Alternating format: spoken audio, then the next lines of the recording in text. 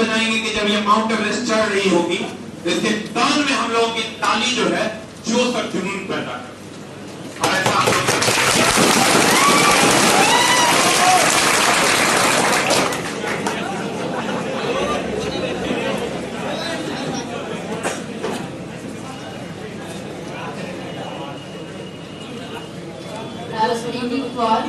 कैसे आप सभी? और टेस्ट कैसा गया? सबका अच्छा ही जाता, बस नंबर थोड़ा सा खराब हो जाता है ना? ओके, सर तो मेरे बारे में ऑलमोस्ट चीजें बताई थी, और मतलब मैं अपने करियर की शुरुआत 2008 से की थी। तो देन मैं तब की थी जब जहाँ पे 100 लड़के होते थे और मैं अकेली लड़की होती थी। Was very difficult situation for me and for any girl जो भी हो उस समय। But फिर भी within 1.5 year मैं कराटे से इंटरनेशनल प्लेयर हुई और साथ में ब्लैक बेल्ट सेकंड। इसके बाद मैंने एनसीसी ज्वाइन किया और HCC certificate A grade holder है। मतलब कहने का ऐसा कि जिंदगी में मुझे ये कभी नहीं लगा कोई अपॉर्चुनिटी छोटा है या बड़ा। लाइफ में बस एक ही चीज मैंने सीखा, जो कर सकते हो वो करते जाओ, कोई भी चीज बड़ा हो।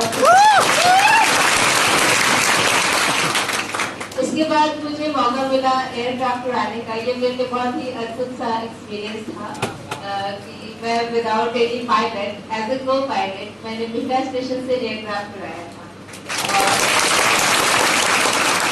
जैसा कि बताया कि मैं पैरा जंपर हूँ, उड़ते हुए हवाई जहाज से मैंने जंप किया था। मैं 3 टाइम जंपर। मतलब जो चीज आप लोग मूवी में किसी डिफेंस ऑफिसर के पास देखते हैं, पैरा का बैच लगा हुआ, वो बैच आपके पिताजी के पास, आपके बिहार के पास। अब एक्चुअली माउंटेनिंग फील्ड में मैं एंट्री थी 2013 में, जब उत्तराखंड में क्लाउड बर्स्ट आया था। किन्हीं को याद है या सब भूल गए? और नहीं तो केदारनाथ मूवी सबने देखी। हाँ, तो 2013 से मैंने अपने करियर को पीक पे लाने की कोशिश की। बहुत डिफिकल्ट था क्योंकि बिहार में ये प्लेटफॉर्म नहीं था। मतलब बिहार के लिए ये चीज सोचना ही सबसे बड़ा डेंजरस कह सकती हूँ। जब मैं फर्स्ट टाइम किलिमंजारो के लिए प्लान की थी, सच में बहुत मोरल डाउन था जब मैं सर के पास आई थी, क्योंकि होली की छुट्टी होने वाली थी और क्राउड फंडिंग के लिए मेरे पास स्पेस नहीं था। और पता नहीं क्यों मैं कहती हूँ कि मेरे लिए लकी डे था शायद वो दिन, कि सर का इतना अच्छा और बड़ा वाला कॉन्ट्रीब्यूशन था मेरे लिए कि कितने भी वर्ष बीत जाए, पैसे की वैल्यू कितना भी घट जाए, लेकिन मेरे लिए वो हमेशा अनमोल रहेगा। और माउंटेनिंग फील्ड में आगे आते आते कब इतना आगे आ गई मुझे भी नहीं पता चला। बिहार के नाम नहीं बल्कि भारत के नाम का पहली बेटी होने का रिकॉर्ड स्थापित की, जो कि साउथ अमेरिका की सबसे ऊंची चोटी है माउंट एकोंकागुआ। उस पीक पे बिना किसी सहयोग के, न पोर्टर, न गाइड, न किचन स्टाफ, बिना किसी सहयोग के सबमिट करना और किसी लड़की के लिए ये सोचना, सही बताती हूँ किसी लड़की के लिए ये सोचना, क्योंकि हम फिजिकली भी वहाँ बहुत झेलते हैं और मेंटली जो झेलते हैं वो तो झेलते ही रहते हैं। तो इन सब चीजों का होते हुए भी एक लड़की के लिए वो प्लान करना कि माउंट एकोंकागुआ जैसे दुर्गम चोटी को बिना किसी सहयोग के कैसे सबमिट करोगे। मुझे मेरे प्रिंसिपल ने जाते वक्त ये भी कहा था कि बेटा माउंटेन वही रहेगा, नहीं होगा ना तो वापस आ जाना। मतलब ये वाली फीलिंग थी सबके अंदर, और सबको सच में डाउट था कि कोई अकेले लड़की जो अभी तक इंडिया से किसी ने ट्राई तक नहीं किया है, लोग गाइड के साथ जाते हैं वो वापस आ जाते हैं, तो ये अकेले क्या करेगी। लेकिन बिहार में ये चीज नहीं था,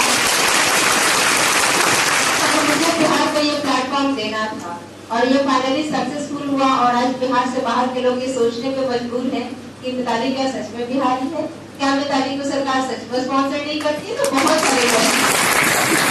लेकिन मैं इन शॉर्ट ये कहूंगी कि आज आपके सामने अगर खड़ी हूँ तो यहाँ के शिक्षकों का और बिहार के यूथ का ही योगदान है कि बेहतर से बेहतर माउंटेनियर बिहार को ला दिया है। एक और बात मैं लास्टली कहना चाहूंगी, बिहार में स्पोर्ट्स की जो कंडीशन है इसमें मैं सोचने के लिए विवश हूँ। शायद इतना वक्त मैंने दे दिया स्पोर्ट्स को, जाने अनजाने बहुत सारी एक्टिविटी की और बहुत सारी में सफलताएं भी मिली, बहुत में नहीं भी मिली। लेकिन कुछ चीजें जो बिहार में आई है उसमें एक सबसे महत्वपूर्ण चीज ये है, CSR फंड का बिहार में पहली बार आना। किसी भी स्पोर्ट्स पर्सन के पास अगर CSR फंड आता है तो समझ लीजिए कि हमारे बिहार से भी कल के डेट में नीरज चोपड़ा, पीवी सिंधु, साइना नेहवाल एकदम और जैसे हमने हाफ मैराथन में मिलिंद सोमान को बुलाया था, याद है? हाफ मैराथन के हीरो कौन थे? मिलिंद सोमान। पता नहीं कितने लाख हमने दे दिए, हमें भी नहीं मालूम और शायद बुलाना भी चाहिए, अच्छा है। लेकिन कभी हम ये नहीं सोच पाते कि हमारे बिहार से आखिर किसको इनवाइट किया जाता है। तो अब मुझे ये डाउट नहीं होता है क्योंकि एक इसका एग्जाम्पल भी बन गया जब मिशन शक्ति जो नरेंद्र मोदी जी ने लॉन्च किया था, ये यूपी गवर्नमेंट में जब एक यूनिवर्सिटी को सौंपा गया तो उस यूनिवर्सिटी ने सबसे पहला कॉल गेस्ट के तौर पे बिहार में लगाया और बिहार में वो भी आपको बताने के बाद। और मिशन एवरेस्ट का बजट काफी लंबा है, जो कि सर बता दिए 35 लाख का। आप कहीं भी मेरे किसी भी इंटरव्यू में देख सकते हैं, उसमें मैं सारे को ब्रेक भी कर रही हूँ।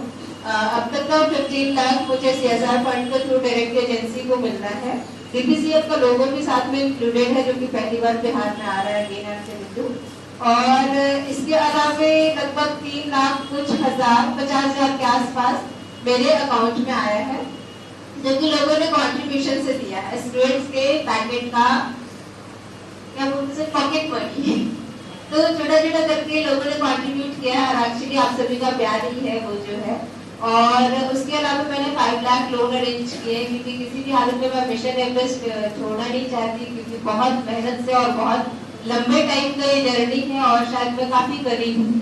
तो लगभग 10 लाख के आसपास अभी भी घट रहा है, तो उसी के जुगाड़ में मैं कंटिन्यू फाइट कर रही हूँ और उसी के लिए आप सभी के बीच में आई हूँ कि आपका अगर छोटा छोटा योगदान को उसमें मिलता है तो शायद मिशन एवरेस्ट सक्सेसफुल हो जाएगा। और कल के डेट में जब ये हिस्ट्री बनेगा, इट मीन्स जब बिहार की जब हम हिस्ट्री गाथा गाते हैं तो बहुत कुछ लिखते हैं बिहार के बारे में और इतना कुछ कि शायद हमारे पन्ने को पड़ना चाहिए, लेकिन जब उसमें कोई लड़की पहले सिविलियन डॉक्टर फ्रॉम बिहार होगी तो वो भी एक हिस्ट्री के रूप में बनेगा और आप भी अपने बच्चों को बताएंगे कि जब बिहार का इतिहास बन रहा था, ये रचा जा रहा था, तब हमने भी अपना योगदान दिया।